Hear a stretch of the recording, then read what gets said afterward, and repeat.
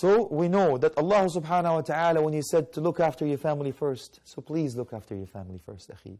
If you know somebody from your family doesn't pray or doesn't wear the hijab or doesn't have the beard, take it easy on them first. And remember, akhi and ukhti, before you give da'wah harshly, remember yourself. Remember when you were younger. Were you always good? Were you always on the straight path? Or did it take time for you to take this belief, akhi? So remember that time and take it easy on people. It takes time, ya akhi, because iman yazid wa yanqus. This iman is on 3 ranks, according to some of the opinions. Iman yazid wa yanqus. Iman increases and decreases. And iman la yazid wa la yanqus. And iman does not increase nor decrease. And iman yazid wa la yanqus. And iman increases only and does not decrease. Of course, the iman that yazid wa yanqus, increases and decreases, us, akhi. Poor slaves like Allah, of Allah subhanahu like us.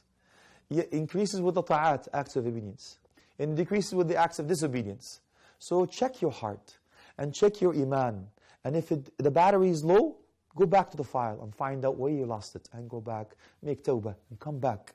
And do, again, covenant with Allah subhanahu wa ta'ala. Again, renew it every day, every night. Before you go to sleep, hold yourself accountable before you're held accountable.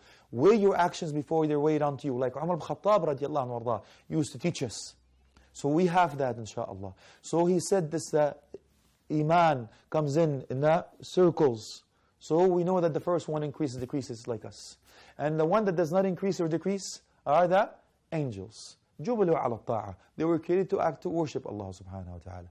عليها ملائكة غلاظ شداد لا يعصون الله ما أمرهم ويفعلون ما يأمرون.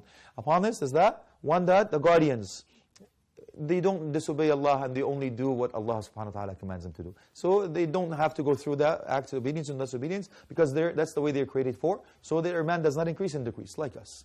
And then iman increases, it does not increase, and that's the prophets and messengers. May Allah resurrect us with them, inshaAllah. So this is what it is about, inshaAllah. So he says, إِلَى النَّاسِ عَامَّةً, to everyone in general. وَاللَّهِ لَتَمُوتُنَّ كَمَا تَنَامُونَ. By Allah, you will die as you sleep, because it's called as a minor death. You know that the ayah says that Allah subhanahu wa ta'ala takes the souls away where we sleep. You see? So don't be afraid. I hope you don't get nightmares. I'm not going to sleep anymore. Inshallah, this is just a Allahumma musta'an, inshallah. وَلَتُبْعَثُنَّ كَمَا تَسْتَيْقِظُونَ. But you will be resurrected as you wake up. And some of the scholars actually tell you that make sure at least you say La ilaha illallah before you go to sleep. And when you wake up in the morning, the first thing what?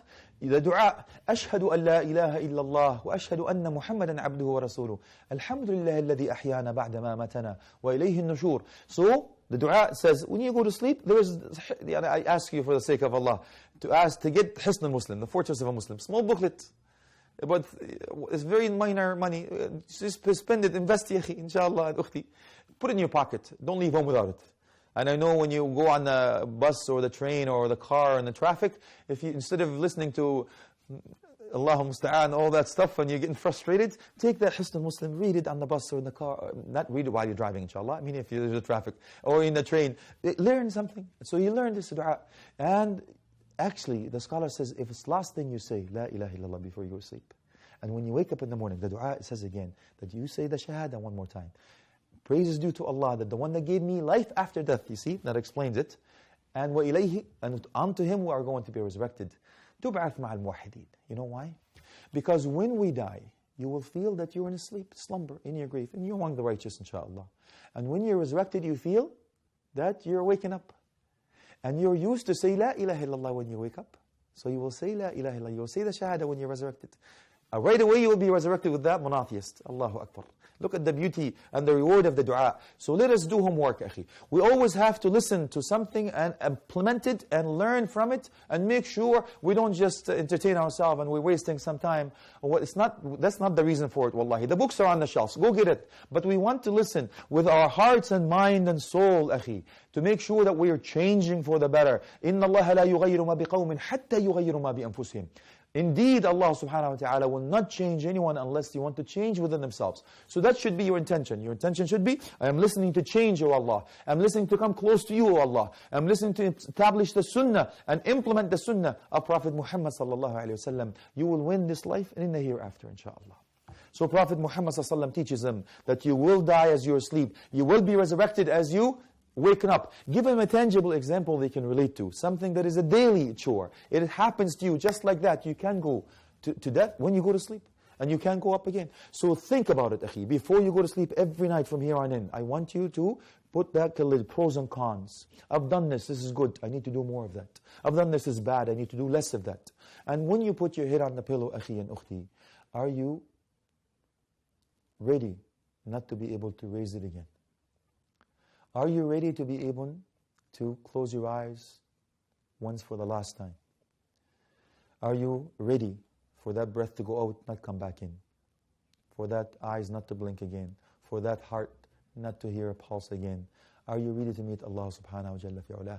We have to be ready at any time, akhi. That's what Prophet Muhammad sallam told us long time ago. So we have to listen to the best of creation that Allah subhanahu wa ta'ala sent them, rahmatan lil alameen, mercy of mankind. And He said to remind us for that fact, is وَإِنَّهَا الْجَنَّةَ أَبَدًا أَوْ النَّارِ أَبَدًا. He says it is eternal heaven, insha'Allah. May Allah make us among the dwellers of heaven, insha'Allah. And or, وَالْعِيَاذُ بِاللَّهِ, we seek refuge in Allah from that. Or hell eternal. He says again in different places, وَاللَّهِ مَا بَعْدَ الدُّنْيَا مِنْ دَارٍ إِلَّا جَنَّةً أَوْ نَارٍ. By Allah, no dwellings, no life after this life, except heaven, insha'Allah, or hell, وَالْعِيَاذُ بِاللَّهِ. So which one do you want, akhi? أَلَا مِن مُشَمِّرٍ لِلْجَنَّةِ, where Prophet Muhammad sallallahu alayhi wa sallam says, who will roll their sleeves up for Jannah? Could you imagine on a hot day, the sun is hot, there is no cloud. The scholars will say, if it's that hot day, which type will you choose? Under the sun or beneath the shade of a tree? Of course, most of us will take the shade of a tree on a hot day. So the scholars will say, how could you not choose heaven over hell if you choose the shade over the sun? Subhanallah. So another warning. Again, Abu Talib said, وَمَا أَحَبُّ إِلَيْنَا. He says he supported him. He's seen that his dedication is to him because people came to Abu Talib after that. He says, talk to your nephew, otherwise we will kill him, or we will come to you and hold you accountable. But again, he did not heed to the message, and he went to speak to him, of course. The hadith, the sun on my right and the moon on my left, it is known to be weak. We don't deal with it accordingly, of course. However, the authentication of it is that what Prophet Muhammad ﷺ commitment to the da'wah and the commitment of Abu Talib to help Prophet Muhammad ﷺ, as Allah subhanahu wa ta'ala used him for the support of the da'wah in the beginning of it, till it was time that for her not. But we will know that Aam al-Huzn, there is a major lesson to be learned. But inshaAllah we will take it one step at a time. طيب. He says, فَوَاللَّهِ لَا أَرُؤَكَ أَحْوَتَكَ وَأَمْنَعَكَ غَيْرَ أَنَّ نَفْسِي تُطَوِّعْنِي عَلَى فَرَاقَ دِينَ عَبْدِ الْمُطَّلِبِ. He says, Wallahi, I will help you. I will support you. But, subhanallah ya akhi, we talked about this hidayah, the guidance. He says, but my heart still عَلَى دِينَ عَبْدِ الْمُطَّلِبِ. Allahu Akbar. But my whims and desires, my heart leans toward the what? The way of Abdul Muttalib, the ancestors. Amantu billahi wa rusulih. Do we take, akhi and ukhti, do we take tradition and culture and tribalism before Islam? Is there an ism in Islam? When you stand in front of Allah subhanahu wa ta'ala, what will you say? When Allah subhanahu wa ta'ala asks, who are you? Will you say, I'm a Pakistani, Egyptian, whatever you're from? Or will you say, I'm a Muslim? Let us heed to that. Please understand that this is what you will be asked questions in the grave. مَا رَبُّكَ مَا دِينُكَ مَاذَا تَقُولُ فِي الرَّجُلِ بُعِثَ فِيكُمْ. 3 questions indeed. Who is your Lord? What is your religion? What do you say in the man that was sent upon you? Meaning, who is your messenger?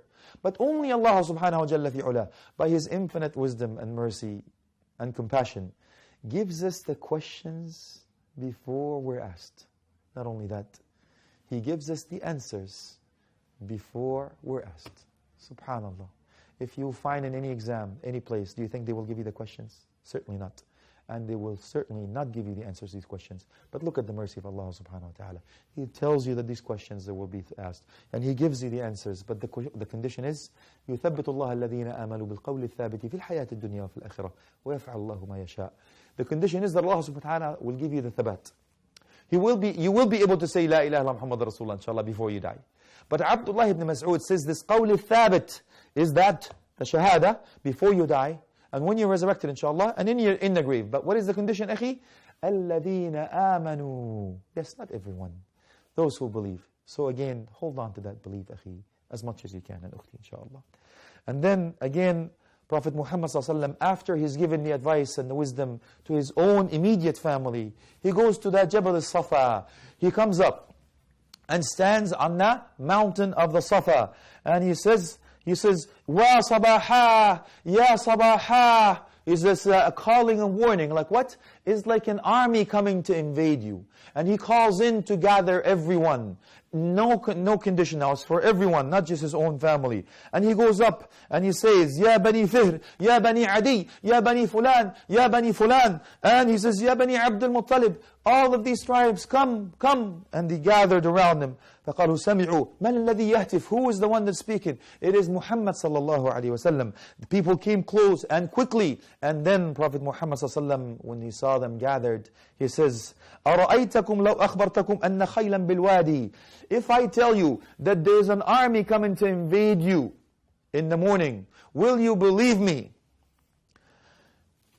كنتم مصدقي أن تغير عليكم? Will you believe me?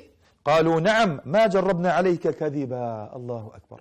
They said, yes, of course, we would believe you. ما جربنا عليك كذبا.